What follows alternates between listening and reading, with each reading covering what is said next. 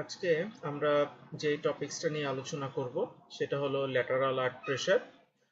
তো lateral earth pressure by word যদি আমরা চিন্তা করি তাহলে আমরা দেখব যে হরিজন্টালি যে একটা ফোর্স জেনারেট হয় সয়েলের মাঝখানে বা সয়েল এলিমেন্টের মাঝে যে হরিজন্টাল একটা স্ট্রেস তৈরি হয়, তো সেটাকে আমরা বলবো ল্যাটারাল আর্থ প্রেসার। এবং এখানে আমাদের যে এক্সাম্পলগুলো আছে এই এক্সাম্পলগুলোতে আমরা দেখব ম্যাক্সিমাম ক্ষেত্রে রিটেইনিং স্ট্রাকচার দিয়ে এক্সাম্পলটা দেওয়া হয়েছে এটা বোঝার সুবিধার্থে।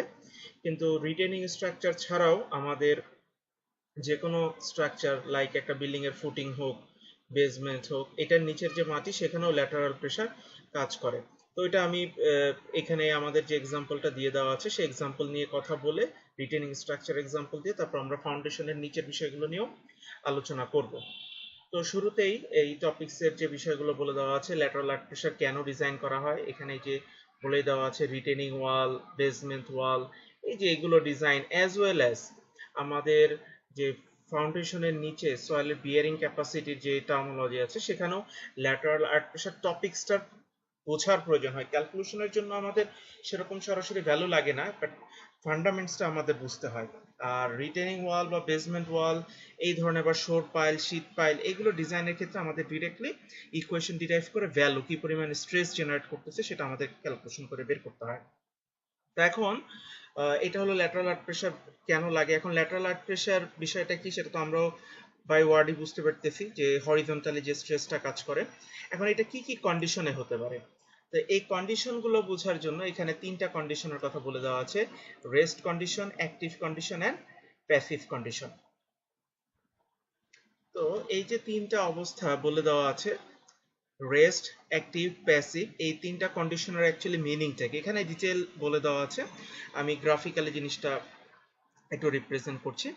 এখানে আমি যদি ডায়াগ্রামটাকে একটু একসাথে দেখার চেষ্টা করি, একটু জুম আউট করে নিলাম, তিনটা ডায়াগ্রামকে যদি একই সাথে দেখার চেষ্টা করি, আমার শুরুর যে ফিগারটা আছে এ কন্ডিশন, এই এ কন্ডিশনে আমার সয়েলটা যে কন্ডিশনে আছে এটাকে বলছি আমি pressure at rest condition. B number সয়েলে যেটা আছে বা বি নম্বর ডায়াগ্রামে যেটা আছে সেটা হলো প্রেসার অ্যাট অ্যাক্টিভ কন্ডিশন, এবং সি নম্বর কন্ডিশনে যেটা আছে সেটা হলো প্রেসার অ্যাট প্যাসিভ কন্ডিশন। তো প্যাসিভটা নর্মালি বুঝতে একটু কনফিউজিং লাগে, আমি এক্স্যাক্টলি কি ঘটে এটা এক্সাম্পল দিয়ে বুঝাবো।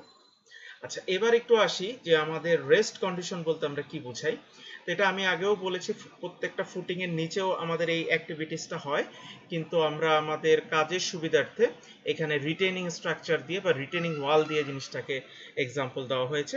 তো এখানে আমরা দেখতে পাচ্ছি যে এখানে একটা যেরকম একটা শোর পাইল বা শীত পাইল বা একটা রিটেনিং ওয়াল আছে, এবং সেই ওয়ালটা কিছু মাটিকে ধরে রেখেছে। তো মাটিকে যখন ধরে রাখার চেষ্টা করবে একটা সার্টেন ডেপথে, আমি এই যে একটা ব্লক নিয়ে নিলাম, একটা সয়েল এলিমেন্ট নিয়ে নিলাম, তাহলে এই সয়েল এলিমেন্টের উপরে একটা ভার্টিক্যাল ফোর্স কাজ করবে, একটা ভার্টিক্যাল ফোর্স কাজ করবে, যেটা গামা এইচ এর মাধ্যমে আমি ক্যালকুলেশন করে বের করতে পারবো। সো আমাদের শেয়ার স্ট্রেংথ চ্যাপ্টারেও আমরা এটা নিয়ে অ্যাকচুয়ালি কথা বলেছি যে যখন এরকম একটা ভার্টিক্যাল ফোর্স কাজ করে, নিচ থেকে একটা রেজিস্ট্যান্স কাজ করে, যখন উপর দিক থেকে একটা ফোর্স, নিচ থেকে একটা রেজিস্ট্যান্স কাজ করে, তখন সে কি করে, বাল্জ হওয়ার চেষ্টা করে, এবং বাল্জ যখন হওয়ার চেষ্টা করে তখন সাইড থেকে যে সয়েল পার্টিকেল গুলো থাকে সেগুলো একটা রেজিস্ট্যান্স দেয়। তো এইখানে আমরা দেখছি এই যে একটা রেজিস্ট্যান্স এদিকের সয়েল পার্টিকেল দিচ্ছে, কিন্তু এই পাশে তো আর আমার সয়েল নেই, এখানে আমার একটা রিটেনিং ওয়াল আছে। সো এই রেজিস্ট্যান্সটা আমার রিটেনিং ওয়াল থেকেই আসতে হবে। সো এই রিটেনিং ওয়ালটা যে রেজিস্ট্যান্সটা সয়েলে দিচ্ছে, অথবা যদি ইনভার্সলি বলি, সয়েল রিটেনিং ওয়ালে যে স্ট্রেসটা দিচ্ছে সেটাই হলো গিয়ে আমাদের ল্যাটারাল আর্থ প্রেসার। তো এইটা হলো সকল ক্ষেত্রে বেসিক ফান্ডামেন্টস, যে একটা কনফাইন্ড স্ট্রেস কন্ডিশনে থাকে সয়েল, এবং তার ফলে সে যে একটা হরিজন্টালি ফোর্স তৈরি করবে তার রিটেনিং স্ট্রাকচারে, সেটাই হলো ল্যাটারাল আর্থ প্রেসার। এখন রেস্ট কন্ডিশন দ্বারা কি বোঝাচ্ছি? রেস্ট কন্ডিশন দ্বারা বোঝাচ্ছি এই যে রিটেনিং ওয়াল, যে এখানে একটা ছবিতে দেখা যাচ্ছে এ বি একটা রিটেনিং ওয়াল, এই রিটেনিং ওয়াল যদি একদমই কোনো প্রকার কোনো মুভমেন্ট না দেখায়, তার মানে সে একদমই টিলথ হবে না, একদম স্থির হয়ে থাকবে, তাহলে সেই অবস্থায় রিটেনিং ওয়ালে যে স্ট্রেসটা অনুভব হবে, যে ল্যাটারাল স্ট্রেসটা বা হরিজন্টাল স্ট্রেসটা অনুভব হবে, সেই স্ট্রেসটাকে বলবে স্ট্রেস অ্যাট রেস্ট কন্ডিশন। আচ্ছা, তারপরে আমি বি সয়েলটাকে যদি একটু দেখি, বি সয়েলটায় যেটা হয় সেটা হলো এই যে রিটেনিং ওয়াল যেটা আছে, এই রিটেনিং ওয়ালটা যদি আনসাপোর্টেড দিকে, তার মানে আমার ডান পাশে মাটি আছে, ডায়াগ্রাম অনুযায়ী আমার ডান পাশে মাটিটাকে ধরে রাখছে এই রিটেনিং ওয়ালটা, বাম পাশে হলো গিয়ে মানে ফাঁকা জায়গা আছে, আমি একটা হলো করেছি। এখন এই সয়েলের লোডের কারণে এই রিটেনিং ওয়াল যদি হালকা একটু টিল্টেড হয়, যে ডেল এল পরিমাণ টিল্টেড হলো, তবে এই ডিফ্লেকশনটা অ্যালাউয়েবল লিমিটের ভিতরে আছে। সো এইটা যে একটু টিল্টেড হলো, এই টিল্টেড হওয়ার পরেও ওয়ালে তো কিছু না কিছু স্ট্রেস কাজ করবে, তাহলে এই যে অ্যালাউয়েবল লিমিটের ভিতরে থেকে আনসাপোর্টেড দিকে হালকা একটু টিল্টেড হয়ে যাওয়ার ফলে ওয়ালে যে স্ট্রেসটা কাজ করতেছে সেই স্ট্রেসটাকে বলা হচ্ছে pressure at active condition. Pressure at active condition. তাহলে রেস্ট কন্ডিশনে পেলাম যে যেই ওয়ালটার উপরে লোড দিচ্ছি, ওয়ালটা যদি একদমই না নড়ে তাহলে ওয়ালের উপরে যে প্রেসারটা কাজ করে সেটা হলো রেস্ট কন্ডিশনের প্রেসার। আর যে ওয়ালটা বা যে সিস্টেমটা আমি লোড অ্যাপ্লাই করছি সে যদি আনসাপোর্টেড দিকে হালকা একটু টিল্টেড হয়ে যায়, তাহলে যে প্রেসারটা কাজ করে সেটাকে আমরা বলছি অ্যাক্টিভ কন্ডিশন। এগুলো আলাদা করার প্রয়োজন আছে কারণ ভ্যালুগুলো আলাদা হয়, কিছুক্ষণ পরে আমি এটার এক্সপ্লেনেশনে যাব। আচ্ছা, পরের যে বিষয়টা আছে প্যাসিভ, এটা এখন হয়তো বুঝতে একটু ডিফিকাল্ট হবে, আমি একটু পরে এক্সাম্পল দিব তখন এটা বোঝা যাবে। সেটা হলো এই সয়েল যদি আনসাপোর্টেড দিকে না, মানে সয়েলের প্রেসারের কারণে রিটেনিং ওয়ালটা যদি আনসাপোর্টেড দিকে না গিয়ে বরঞ্চ সয়েলের দিকেই টিল্টেড হয়ে যায়, তার মানে এখানে আমি বলতে চাচ্ছি যে আমার সয়েল এই ওয়ালের উপর একটা প্রেসার দিবে, প্রেসার দেওয়ার ফলে সে আনসাপোর্টেড দিকে না গিয়ে বরঞ্চ সে সয়েলের দিকে যদি কিছুটা টিল্টেড হয়ে যায়, তাহলে আমার ওয়ালে যে পরিমাণ প্রেসার জেনারেট হবে সেই প্রেসারটাকে বলা হচ্ছে প্রেসার অ্যাট প্যাসিভ কন্ডিশন। তাহলে তখন বলা হচ্ছে প্রেসার অ্যাট প্যাসিভ কন্ডিশন। তাহলে তিনটা জিনিস আমি বুঝতে পারলাম, সেটা হলো যদি আমি যে সিস্টেমটা যে ওয়ালটাকে আমি চিন্তা করছি সেটা যদি একটু মুভমেন্ট না দেখায় তাহলে যে প্রেসারটা জেনারেট হয় সেটাকে আমি বলি প্রেসার অ্যাট রেস্ট কন্ডিশন। যদি আনসাপোর্টেড দিকে হালকা একটু টিল্টেড হয়ে যায় তবে আমি তাকে বলবো প্রেসার অ্যাট অ্যাক্টিভ কন্ডিশন। আর যে দিক থেকে প্রেসার আসছে সেই দিকেই যদি হালকা একটু টিল্টেড হয়ে যায় তখন আমি বলবো প্রেসার অ্যাট প্যাসিভ কন্ডিশন। এবং প্রত্যেকটার ক্ষেত্রে আমরা যদি একটু লক্ষ্য করি, আমি এখানে একটু হাইলাইটার ব্যবহার করে কাজটা করি, সেটা হলো প্রত্যেকটা ক্ষেত্রে এখানে যেমন স্যান্ডি সয়েলের এক্সাম্পল দেওয়া হয়েছে, যেন কোহেশন বা সি এর টার্মোলজিটা আনা হয়নি। তো হোয়াট এভার মেইন ফান্ডামেন্টালসটা হলো এই যে একটা ফ্যাক্টর কে, এই যে রেস্ট কন্ডিশন থাকে যখন তখন কে নট দ্বারা রিপ্রেজেন্ট করা হয়, অ্যাক্টিভ কন্ডিশন যখন হয় তখন এটাকে কে এ দ্বারা রিপ্রেজেন্ট করা হয়, এবং যখন আমাদের বিষয়টা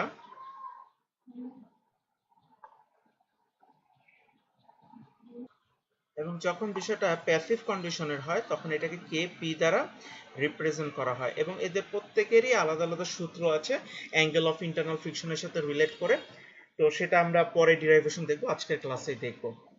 তো এখানে যে বিষয়টা বলতে যাচ্ছি, যেখানে যে তিনটা টার্মোলজি দেখানো হয়েছে, রেস্ট কন্ডিশন, অ্যাক্টিভ কন্ডিশন এবং প্যাসিভ কন্ডিশন, তিনটা আলাদা দেখানোর পিছনে উদ্দেশ্যটা কি এবং আমরা কোনটা কোনটা ব্যবহার করব, তো সেটাই যদি আমি বলি তাহলে যে বিষয়টা সামনে আসছে সেটা হলো আমরা নর্মাল সার্কামস্টেন্সে এই অ্যাক্টিভ কন্ডিশন এবং প্যাসিভ কন্ডিশনটাকেই আমরা ব্যবহার করে থাকি, রেস্ট কন্ডিশনটা আমরা তেমন একটা ব্যবহার করি না, আমরা অ্যাক্টিভ কন্ডিশন এবং প্যাসিভ কন্ডিশনটাকেই ব্যবহার করে থাকি। এখন প্রশ্নটা হলো রেস্ট কন্ডিশনটাকে বলছি আমি তেমন ব্যবহার করি না, কিন্তু আমরা প্র্যাকটিক্যালি কিন্তু সবসময় চাই যে স্ট্রাকচার রেস্ট কন্ডিশনে থাকুক। আমি কিন্তু কখনোই চাই না যে আমার বেসমেন্টের একটা ওয়াল বা একটা শোর পাইল বা একটা শীট পাইল সামান্য একটু টিল্টেড হয়ে যায়, এটা আমরা কখনোই চাই না, আমরা সবসময় চাই সে যেন স্থির থাকে, কোনো প্রকার কোনো মুভমেন্ট না হয়।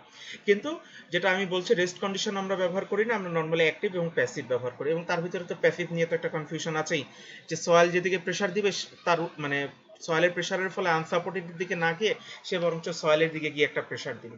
এখন এই তিনটা সিস্টেমের ভিতরে সবচেয়ে কম পরিমাণ স্ট্রেস কোথায় জেনারেট করে?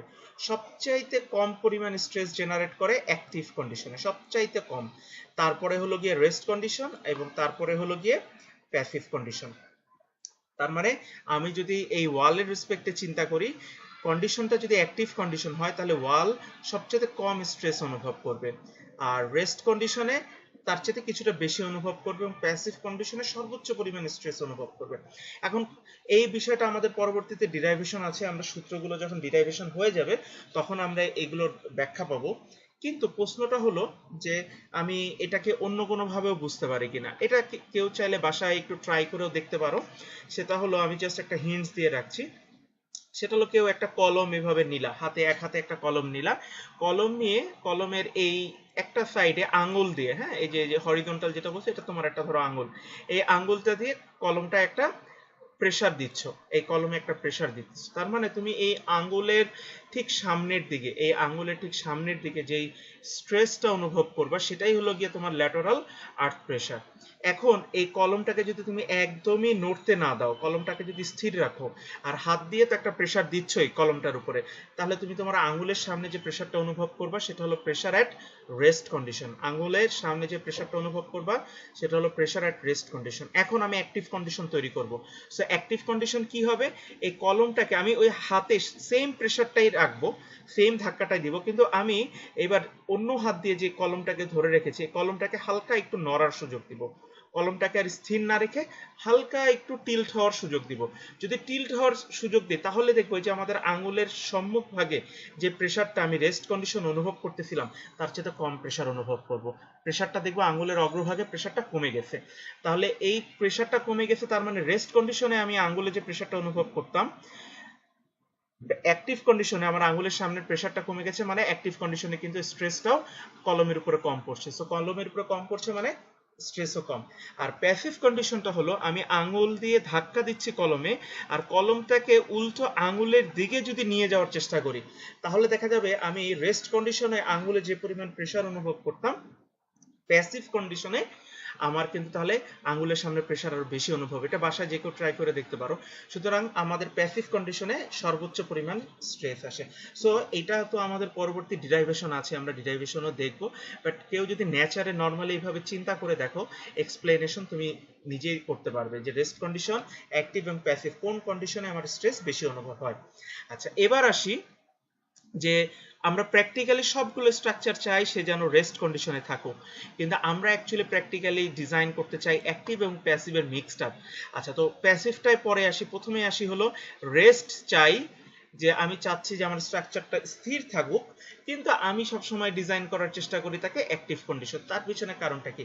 এইটার পিছনে কারণটা হলো এক্সপেরিয়েন্স। এইটার পিছনে কারণটা হলো এক্সপেরিয়েন্স বলতে অনেক আগে থেকেই প্রত্যেকটা স্ট্রাকচারকে রেস্ট কন্ডিশনে চাওয়ার পরেও অ্যাক্টিভ কন্ডিশনের সূত্র দিয়ে ডিজাইন করার পরেও দেখা যাচ্ছে তারা সেফ থাকে। প্রতিটা রিটেনিং স্ট্রাকচারকে রেস্ট কন্ডিশনে চাই আমরা, কিন্তু সূত্রগুলো ব্যবহার করে অ্যাক্টিভ অ্যাক্টিভ করার পরেও দেখা যায় তারা সেফ থাকে। তো যদি এবং তাদের কোনো কলাপস হয় না। এখন রেস্ট আর অ্যাক্টিভের ভিতরে স্ট্রেস কম কোথায়? স্ট্রেস কম হচ্ছে অ্যাক্টিভ কন্ডিশন। তো কম স্ট্রেস দিয়ে যদি আমি এখন এই রিটেনিং ওয়ালটা ডিজাইন করতে চাই তাহলে ডেফিনেটলি সেটা সাইজও কি হবে? কম হবে।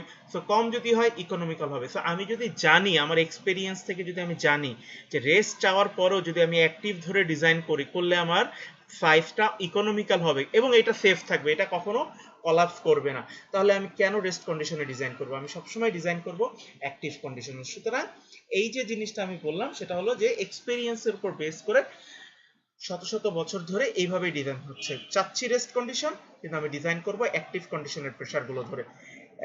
কিছু এক্সেপশনাল কেস হতে পারে, খুবই ইম্পর্টেন্ট স্ট্রাকচার বা একেবারেই কোনো প্রকার কোনো সয়েল যদি আনসার্টেন হয়, কনস্ট্রাকশন আনসার্টেন হয়, সেই জায়গাগুলোতে হয়তো বা রেস্ট কন্ডিশনটা চিন্তা করা যেতে পারে, বাট নর্মাল সার্কামস্টেন্সে অ্যাক্টিভ কন্ডিশনটাকেই চিন্তা করে ডিজাইন করা হয়।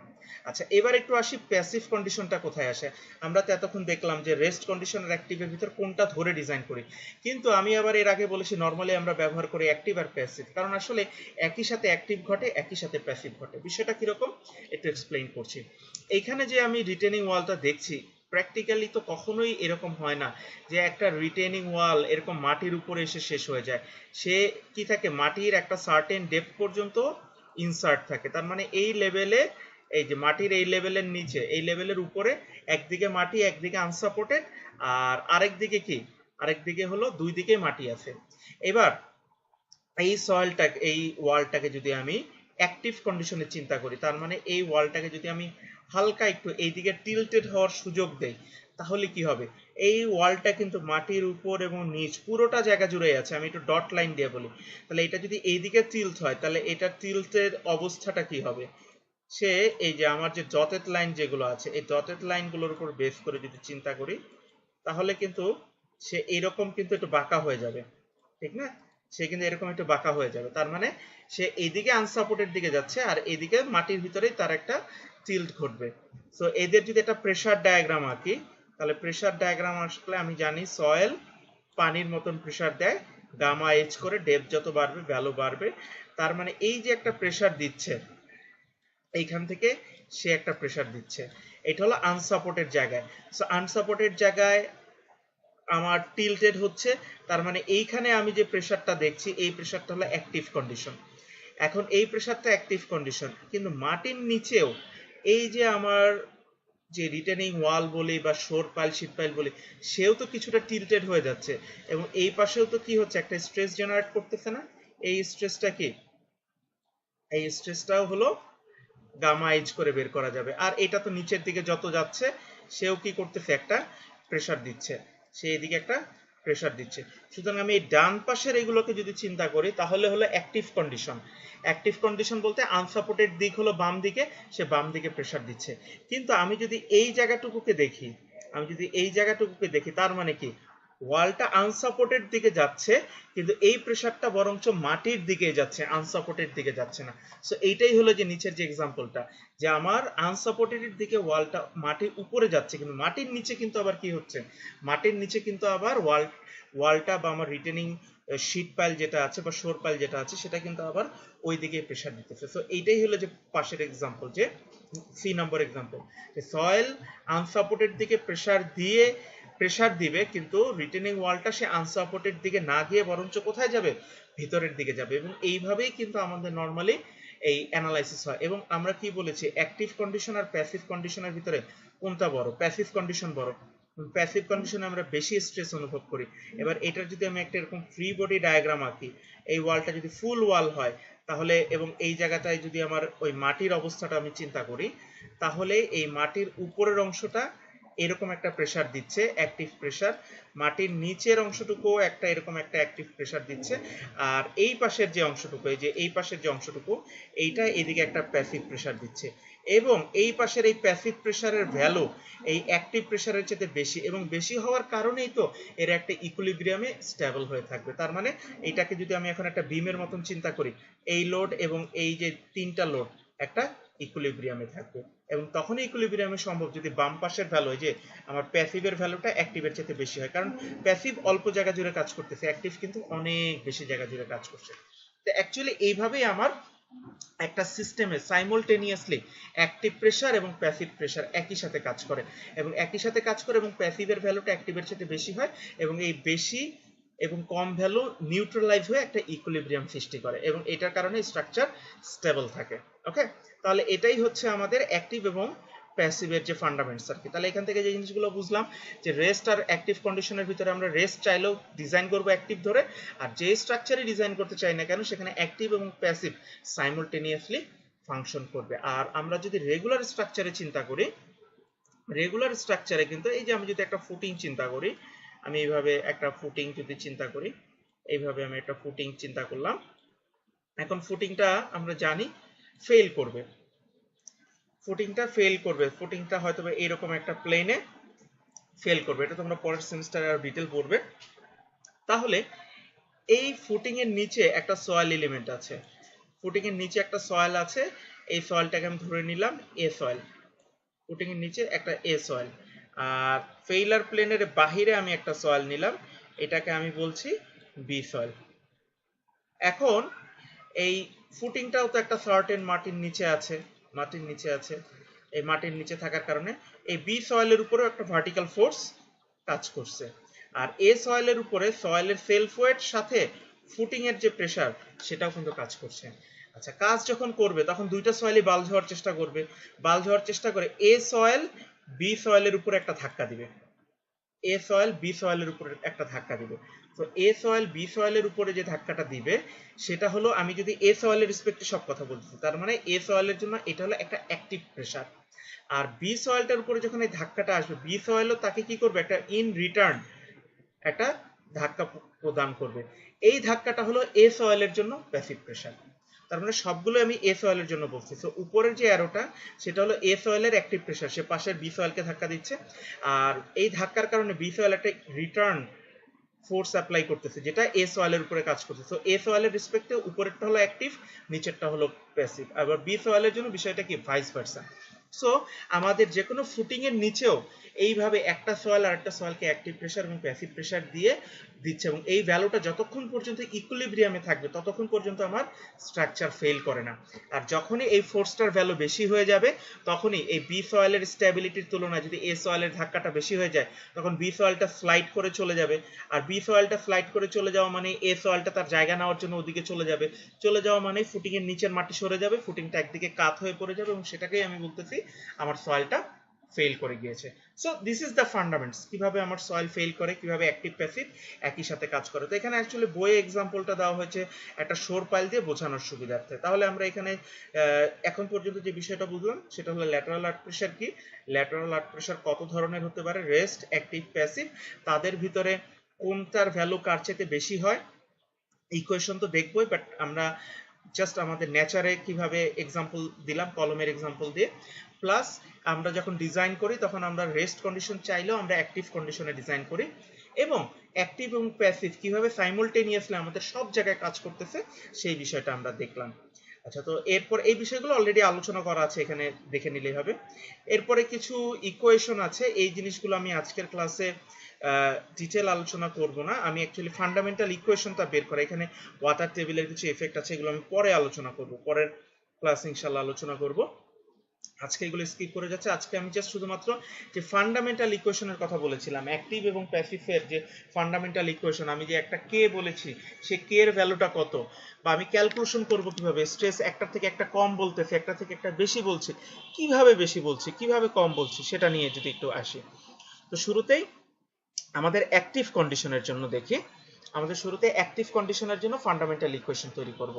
তো অ্যাক্টিভ কন্ডিশনের জন্য ফান্ডামেন্টাল ইকুয়েশন যদি তৈরি করি, এই হলো আমার সয়েল এলিমেন্ট, এই হলো আমার রিটেনিং ওয়াল। সো অ্যাক্টিভ কন্ডিশন মানে হলো আমার রিটেনিং ওয়াল বা শোর পাইল যেটা, সেটা আনসাপোর্টেড দিকে একটা সার্টেন পরিমাণ কি করবে, ডিসপ্লেস হবে। সো সে একটা সামান্য পরিমাণ ডিসপ্লেস হয়ে গেছে। তো এখন আমরা যে ডায়াগ্রামগুলো আঁকবো ছিল এর পরে আমি সরাসরি বি তে চলে যাচ্ছি, এ আর বি। এখন বি তে যদি আমি একটা মোট সার্কেল আঁকি, এখন এই যে ডায়াগ্রামগুলো আমরা আঁকবো অ্যাক্টিভের জন্য প্রথমে দেখবো, তারপর আমি প্যাসিভের জন্য দেখবো। বোথ দ্য কেসেস আমরা কম্পেয়ার করব রেস্ট কন্ডিশনের জন্য, বোথ দ্য কেসেস আমি কম্পেয়ার করব রেস্ট কন্ডিশনের জন্য।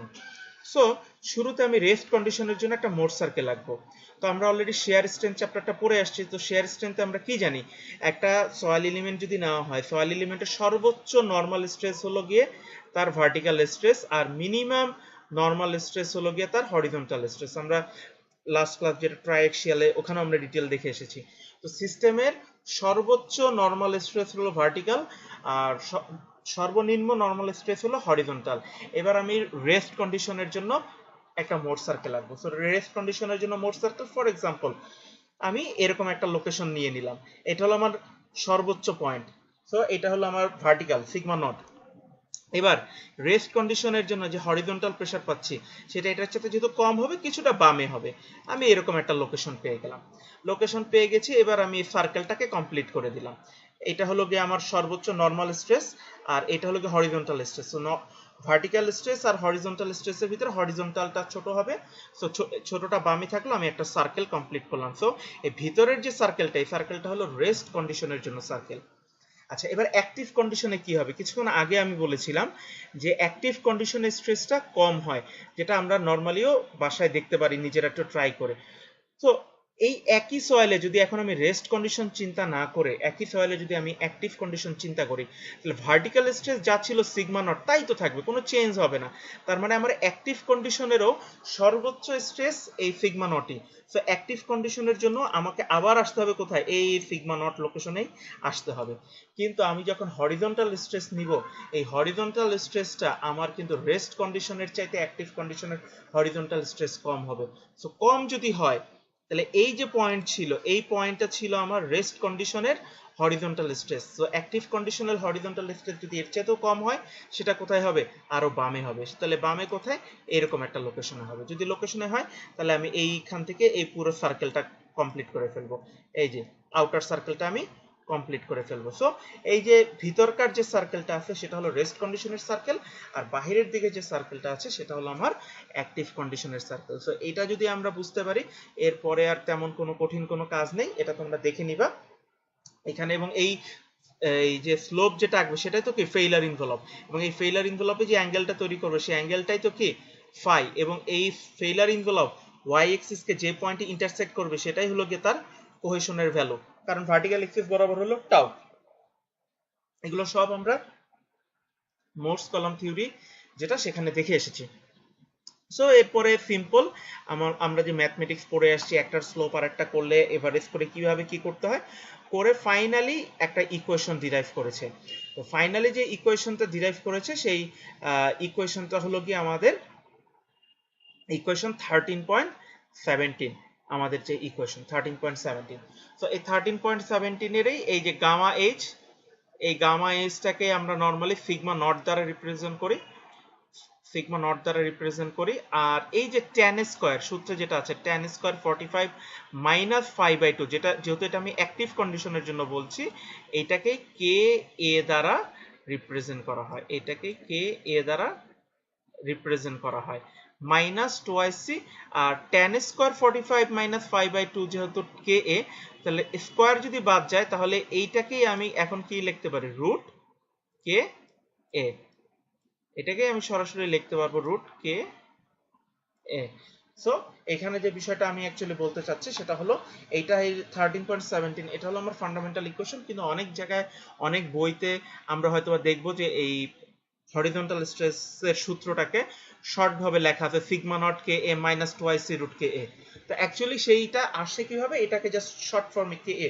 সো আমার এই কে এর ভ্যালুটা যদি আমি বের করতে চাই তাহলেই আমার হয়ে যাবে। সো এখান থেকে আমরা কিন্তু একটা স্পষ্ট জিনিস বুঝতেছি, একটা পার্টিকুলার সয়েল তার ইউনিট ওয়েট যদি জানা থাকে সে কতটুকু ডেপথে আছে সেটা হলো জেড এর ভ্যালু যদি জানতে পারি, তার যদি সি এর ভ্যালু জানা থাকে আর তার অ্যাঙ্গেল অফ ইন্টারনাল ফ্রিকশন যদি আমার জানা থাকে তাহলে কিন্তু আমি ক্যালকুলেশন করে বের করে ফেলতে পারবো। এর সাথে আরেকটা ইম্পর্টেন্ট বিষয় সেটা হলো এখানে সূত্রে কি মাইনাস 2c এবং সি এর সাথে বাকি টার্মগুলো গুণ করা আছে। দ্যাট মিনস আমার সয়েল যদি পিওর স্যান্ড হয়, সয়েল যদি পিওর স্যান্ড হয় তাহলে কিন্তু এই যে সূত্রের পরের অংশটুকু আছে আমি নিচে ইকুয়েশন দিয়ে বুঝাই, যদি আমার সয়েলটা পিওর স্যান্ড হয় তাহলে কিন্তু আমার এই অংশটা বাই ডিফল্ট 0 হয়ে যাচ্ছে।